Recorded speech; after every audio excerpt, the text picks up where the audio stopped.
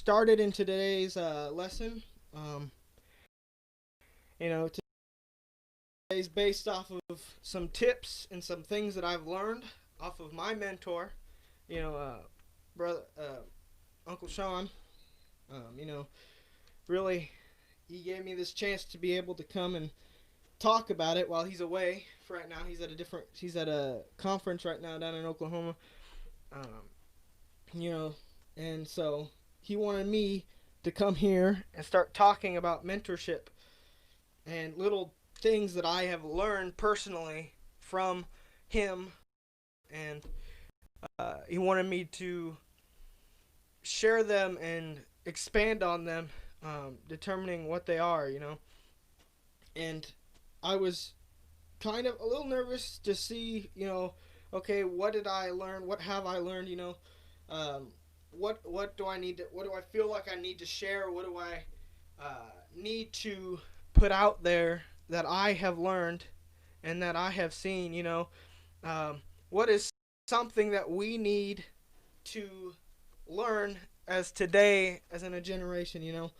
Um, as our generation, your generation, everybody's what we need to know for mentorship. First of all, before I get into anything, uh, I just want to give a really big thank you to Sean. He gave me this opportunity. Let's see, what was it? 2 years ago, he came up to me and asked, "Hey, Micah, do you because at the time I was really struggling with what I wanted to do. I didn't really know what God had planned for me. I was waiting. I'm trying. The schools always push. Figure out what you want to do before senior year. That way that you can be prepared and ready to go. And as we were going, I couldn't figure out. It switched back and forth. I got kind of just fade away, and so we went to a different idea, and and none of them seemed to really work out. So as I started to go, he came up while we were at the youth camp that he preaches at. My parents run and everything. He came up to me one night and was like, "Micah, I think that you need to travel with me. I think it would be a great opportunity for you, especially since you're ministry minded." I said, "Well, I'll think about it and I'll get back to you soon or sometime about this idea." And so a year passed and we're back at the same camp. He's like, "Micah, are you gonna do it?" I said, um, you know, I think I am. You know what I mean? Like, I was kind of questioning if I was supposed to or not, but I've got, there was things that led up to that point where it kind of confirmed for me that I was supposed to be there, that I was supposed to go there. And, and so this opportunity was meant for me to be here. And, uh, you know, it was confirmed that I was supposed to be here, so I said, yes, I'll go. I'll travel with you. I'll move with you. We'll do whatever we need to do. And so that's how I got started on here, and him as my mentor and my spiritual father as we travel across the country with each other, and I listen to him teach a lot, And so I've decided to pick a couple things that he has told me, that is important in today and what we need to know. Again, I need to thank, before we even get started, I need to thank Uncle Sean for this opportunity. He's given me everything that I could possibly need while traveling with him. He's been there. He's talked me through things. When I needed help, I'd go to him and he'd help me. And I also need to thank not only him but his family for accepting me with open arms, and just how caring and loving that they've been, and how much they really, really dive in and try to take care of you and help you in any way that they can. So after that, thank you guys for everything that you've done for me. Okay, so for the next few days, I'm gonna be here. It's gonna be Monday, Tuesday, Wednesday. I'll be here shooting off tips that I have learned personally from Sean, that has helped me and has changed my lifestyle, the way I live. So we're with this first one, okay? It says, we were at a gas station this one time, because we drive a lot, we got to stop for gas.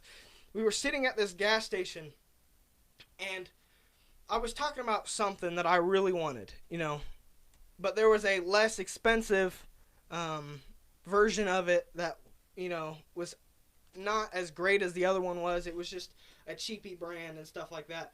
And I was like, well, I really want this, but I don't really have the stuff to do it right now, and so maybe I'll just buy the cheap. And he said this. He said, "Do not settle. Do not settle. Do not be okay with the lesser one. Strive and push or get what you really want." And so when I heard that, it really stirred something in me, as in we can use that in ourselves as well as we can use it in the church,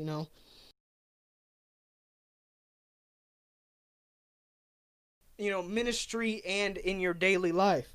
You know, we could just go and we need to get what we want on a daily basis, because if you're just living to live and you're not pushing and you're not getting what you want, it makes life, not very joyful, you know what I mean? If you're just dealing with whatever half given thing you get, it's just there.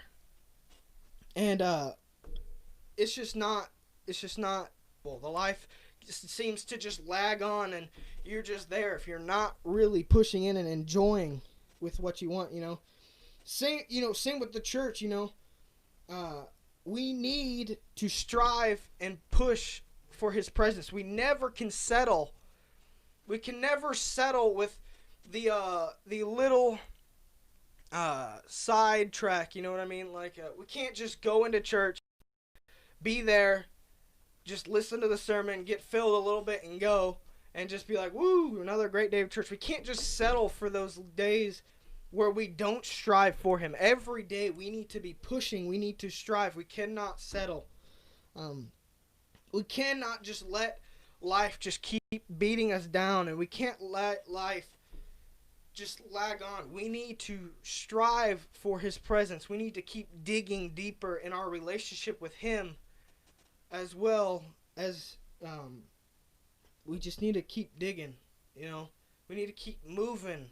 We need to keep, because when you settle down, that's when things start to hurt, which I'll get into a little bit of sitting down.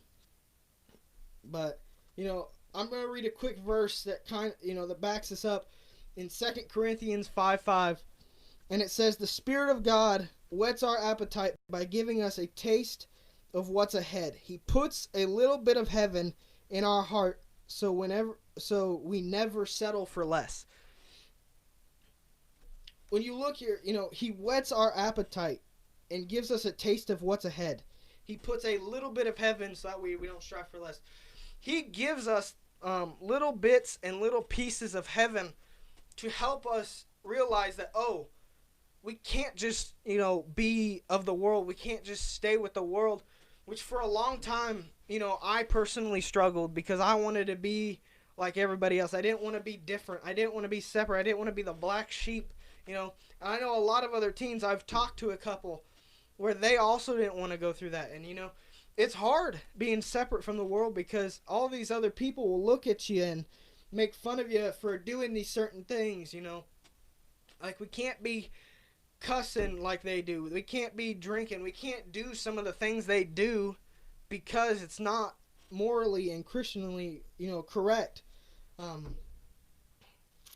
We can't just flow with the world because Jesus never flowed with the world. And so we have to not settle and sit in the world. We need to keep moving, and we need to strive for, the thing to come. We need to strive for what's next. We need to dig. We need to move. We need to keep moving for what God has been saying. We need to push constantly for his mercy, his grace, We need to move for his presence and his spirit, because when we get into those things, it starts fulfilling and making us feel better. It makes us feel good when we get into the presence. And it's not only there to be a feel-good thing. It's there to be a teacher and a molder of our life. As we are the clay in his hands. He molds us. He molds our life into our next season. We need to dig in. Just like people digging in the ground. You keep digging until you find something. And then once you find that little gem, you need to dig again to find more of it. Because If one's there, there's got to be more. And so we just need to keep digging and finding these little gems of Jesus all around our life. We need to keep moving, taking off pieces of God, but we can't just take a piece and then walk away for a while and come back. Oh, we need it constantly. We can never settle. We can never settle on, on our life. We can't just be like, oh, this is a good place to stop for now, and I'm just gonna chill in this little season. God will do whatever He wants here, and I'll sit here. I'm just gonna lay back and let whatever happen. No, we need to constantly push. We need to constantly move into the next season that God has planned for us. Because when you can look in the Bible, when Elijah sat down after he was, threatened, that's when he started to get, he started becoming, he started moping and he became depressed. Down, the same thing will happen to us. Oh, God isn't doing what He used to do anymore. God isn't doing this anymore. It's because you stopped moving, you stopped pressing to move into His presence.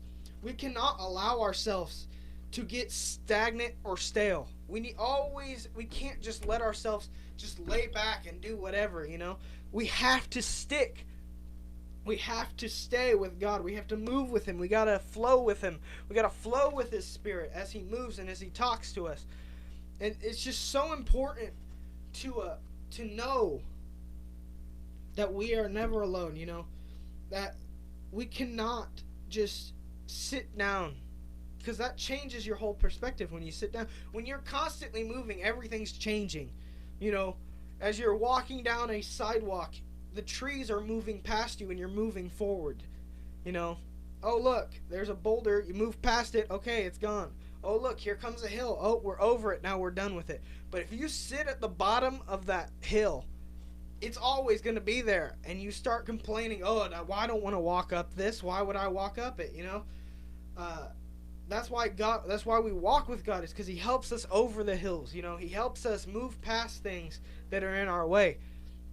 And we can't just sit still, or else, you just get tired and you become depressed and stagnant. And that's where your relationship starts to hurt when you're with God. It starts to just wear on you. Your relationship with God doesn't increase anymore. It doesn't flow like it used to. And we can never settle on the souls that we get for the church either. We can never have enough people in a church. We can never have enough souls that we've won for Christ. We always need to push for more. There is no number that we could just stop at and say, oh, I think we did pretty good, and then not do anything for the rest of your life. We need to constantly push and search for those souls that are missing, that are lost, that are struggling. We can't just be stagnant and not move with anything. And talking about souls, that leads me to my second point here. My second point here says a soul is a soul. It doesn't matter what they look like. It doesn't matter what they were. It doesn't matter what they've gone through. It doesn't matter if they're black, white, Asian, Mexican. It doesn't matter about any of these things. It matters what's on the inside. Doesn't matter if they were drugged up on the side of the street. It doesn't matter if they're in the bars getting so drunk that they can't even remember most of the nights of their life.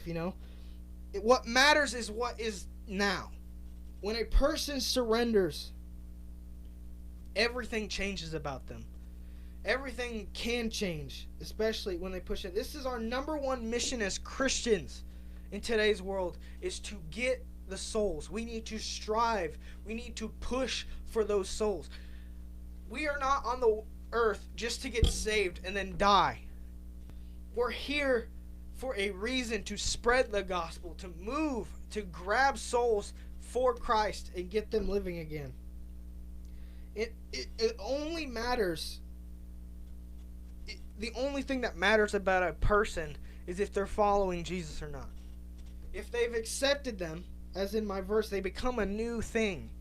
They become a new person. They become with Jesus, They're one with Jesus now. And that's the only thing that we should look at. We should never be judging people on their outer appearance. Whether tattoos or piercings or they dress weird or something. Like, we can't focus on that. We just need to bring them in. We got to love the unlovable. It's something that we need to. The Passion Translation here. But it's 2 Corinthians 5:17 and 18. I'm going to read them separate, and then we'll dig in a little bit. So, verse 17 says, "Now if anyone is unfolded into Christ, if they've unfolded themselves into Christ, he has become an entirely new person. All that is related to the old has vanished. Behold, everything is fresh and new." When a person comes in and they accept Christ as their Lord and Savior, everything that was in their past is gone. Amen? How many are thankful that you're not held back by your past? You're not your old self, You are fresh and new. Everything from your past has vanished. He doesn't look at it anymore. He doesn't judge you in any way. That's how we need to be as a church. We need to be accepting. When they get saved, we don't look at their past. We don't judge them on their past and what they've done, because we all have a past. We've all done something wrong. And that's just the problem, is because we've become so churchy and so upheld. Oh, look at me, I'm such a good Christian and stuff like that. We can't do that, because then it pushes other people away, and that hurts us in the long run, because that pushes the souls away that we need to save. Verse 18. God has made all things new and reconciled us to himself, and has given us the ministry to reconcile others to God. See, up here, my point was, a soul is a soul. It doesn't matter what they look like. If our number one mission is to get other people, as Christians, we need to bring people in. Our souls is our mission. This verse explains it perfectly. God has made all things new and has reconciled us to himself. So he first has to reconcile us before we can go out. He's already forgiven us, because we've already asked forgiveness and we've accepted him in our hearts, and we know that he's risen, and we know all these things. We know the Bible's true. Then it is our turn to go help others be reconciled. We need to reconcile others back to Christ. We need to bring them back. We need to bring them into our arms and back into the church.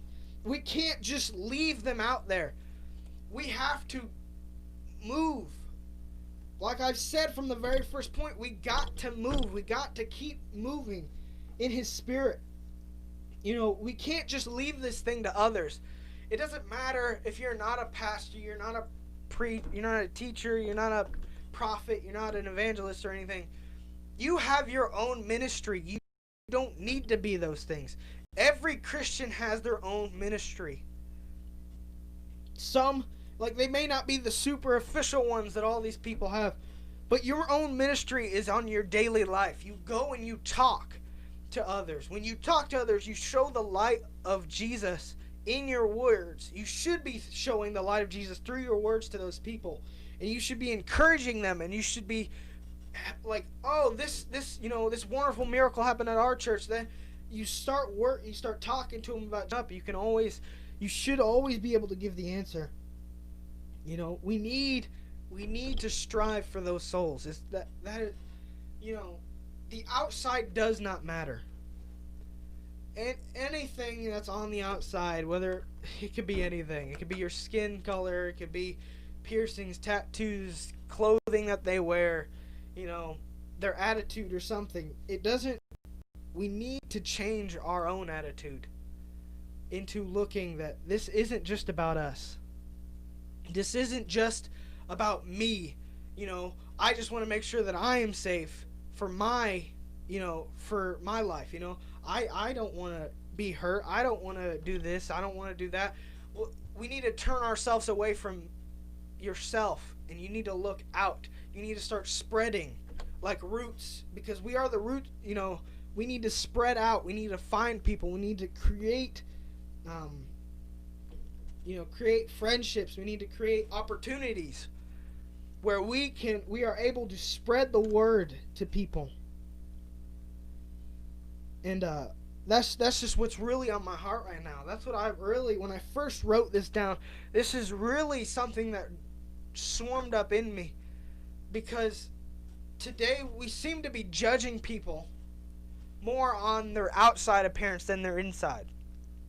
On their inside feelings, their inside motivations, their inside, beliefs. We seem to just leave everything else out of it because we don't really pay attention. What we need to do is we need to create relationships where we can see what's on the inside. And we can get in there and be like, well, this is what I believe. I believe Jesus died and rose for me. But not only for me, for you as well. He loves you with everything. It doesn't matter what's in your past. It doesn't matter anything that you've done ever. It doesn't matter whether you're on the left side or the right side. It doesn't matter if you're in the middle. You have to be accepting. And that's just the main thing that has really been pushed inside of me today. One thing that's really been strung inside of me today is that we cannot let another moment go by where we don't strive to pick up people, to pick up souls, to help souls, to change souls. Everything is about souls in our Christianity as a business, Our transaction is souls. And we need to really figure out that. We need to get back into that and move with it. That's just really what's been on my heart today. So I just want to thank you guys for coming out today. I know that it's a little bit, I only did 2 points, but tomorrow I'll probably have 3 or 4 more things that Dr. Sean Strong has taught me or said something that has stirred something up in me.